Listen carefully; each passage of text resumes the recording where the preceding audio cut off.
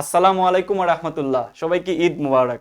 আজকে আমি সেকেন্ড টাইমারদেরকে নিয়ে একটু কথাবার্তা বলবো, কারণ এই ঈদের সময়টুকুতে সবচেয়ে খারাপ পরিস্থিতিতে যারা আছে তারা হচ্ছে সেকেন্ড টাইমার। কেন? এই ঈদের সময়টুকুতে বিভিন্ন বন্ধু বান্ধব সহপাঠীরা গ্রামে ফিরে আসে এবং তাদেরকে নিয়ে ভিন্ন রকমের একটা আমেজ সৃষ্টি হয়। সবাই তাদেরকে অ্যাপ্রিসিয়েশন করে, গর্ববোধ করে, তাদেরকে নিয়ে অনেক বেশি মাতামাতি হয়। তো তুমি যেই পাবলিকটা তাদের সাথে কয়েকদিন আগে একসাথেই ছিলা, এখন একটা ডিভাইডেশন তৈরি হয়ে গেছে। তোমার একটু মনেই হতেই পারে যে তারা তাদের লাইফে সাকসেস হয়ে গেছে, আমি কিছুই করতে পারলাম না।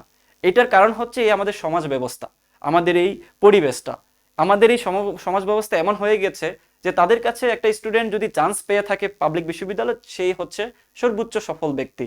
তুমি আসলে কিছুই না।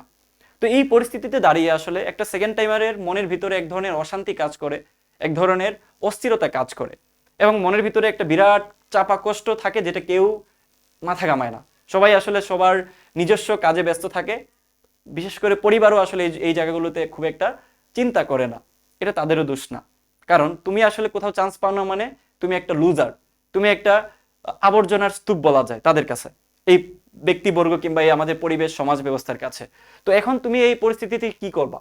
এখন আমি এজ এ বড় ভাই হিসেবে তোমাদেরকে বলবো যে আমারও কিন্তু একটা সময় এরকম পরিস্থিতি ছিল। আমি নিজেও একটা সময় মনে আছে, আমি জামাতে যখন নামাজ পড়তে গেছিলাম ঈদের সময়টুকুতে আমার খুবই খারাপ লাগতেছিল। আমি জামাতে একটা কোণার মধ্যে বসে কোনো মতে নামাজটা পড়ে দৌড় দিয়ে বাসা চলে আসছিলাম। সো এই খারাপ লাগাটুকু আসলে ইনসেন লেভেলের। তো তুমি কি করতে পারো? আমি বলবো যে এই ঈদটাকে তুমি একটা শক্তি হিসাবে চিন্তা করতে পারো। তোমার মনে এইটা নিয়ে আসতে পারো যে আজকের পর থেকে আমি এমনভাবে আমার নিজেকে গুছায় নিব যাতে আগামীর যে ঈদগুলো আছে ওই ঈদগুলোতে এরকম কঠিন কোনো পরিস্থিতিতে আমাকে না পড়তে হয়। আমি যাতে আগামীর ঈদটুকু সর্বোচ্চ আনন্দ নিয়ে কাটাইতে পারি, নিজের পরিচয় নিয়ে ঈদের ঈদগাতে আমি যাতে সবার সামনে, সবার মুখোমুখি যে দাঁড়াইতে পারি। এই পরিস্থিতি তৈরি করার জন্য তোমাকে অবশ্যই একটু ভিন্ন রকমের কাজ করতে হবে, কঠোর পরিশ্রমী হওয়া লাগবে, নিজের লাইফস্টাইলটা চেঞ্জ করতে হবে। এই মুহূর্তটাতে তোমাদের সবচেয়ে বড় যে প্রবলেম সেটা হলো, আচ্ছা বাই দ্য ওয়ে আমি একটু বলে নেই, আমাদের সার্চ ডিমার্স 4.0-তে এই ঈদের আহ, এই আমেজ উপলক্ষে আমরা 60% ডিসকাউন্ট দিয়ে দিচ্ছি। সো যারা সার্চ ডিমার্স 4.0 সম্পর্কে জানো কিংবা চিন্তা করছিলে ভর্তি হবা, তারা আমাদের 5ই জুন পর্যন্ত আমাদের এই সার্চ ডিমার্স 4.0-তে 60% ডিসকাউন্টে মাত্র 800 টাকা দিয়ে ভর্তি হইতে পারবা। সো যাই হোক, আমি যেটা মনে করি এই মুহূর্তটাতে তোমাদের সবচেয়ে যে প্রবলেম সেটা হলো তোমরা আসলে ফোকাস না। কেন?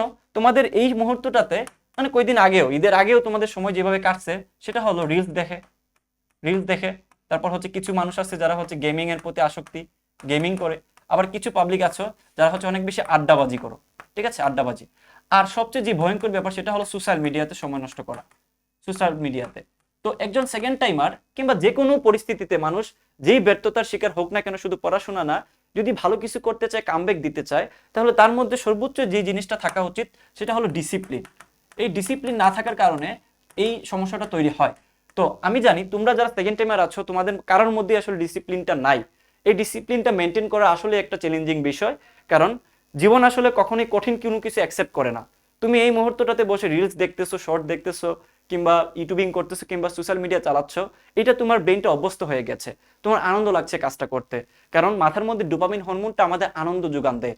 সো যখন তুমি খুবই শর্ট ওয়েতে একটা ভিডিওতে একটা ক্লিকের মাধ্যমে তুমি আনন্দ পেয়ে যাচ্ছ, তখন তোমার এই ব্রেন একটা লং টার্ম যেই সাকসেস আছে, যে তুমি একটা সময় চান্স পাবা, তোমাকে নিয়ে সবাই অ্যাপ্রিসিয়েশন করবে, তোমার লাইফটা সুন্দর হবে, ওই যেই তোমার দীর্ঘমেয়াদী আনন্দটা আছে ওইটা নিয়ে ব্রেন আর কাজ করে না, ফাংশন করে না।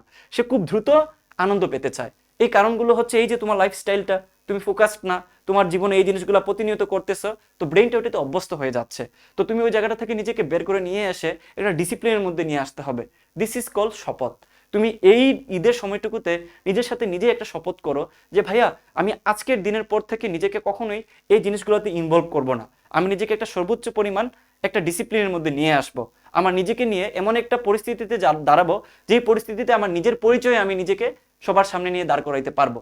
আমার যাতে আর কোনো নামাজে, কোনো কি বলা যায়, সমাবেশে নিজেকে আড়াল করতে না হয়। আমার যাতে একটা গর্ব করে সবার সামনে যাওয়ার পরিস্থিতি তৈরি হয়, ওইভাবে করে থিঙ্ক করতে হবে। আশা করি তোমাদেরকে বুঝাইতে পারছি। আমি তোমার সবাদের জন্য অনেক বেশি দোয়া রাখলাম, অনেক বেশি তোমাদের প্রতি আমার শুভকামনা থাকলো।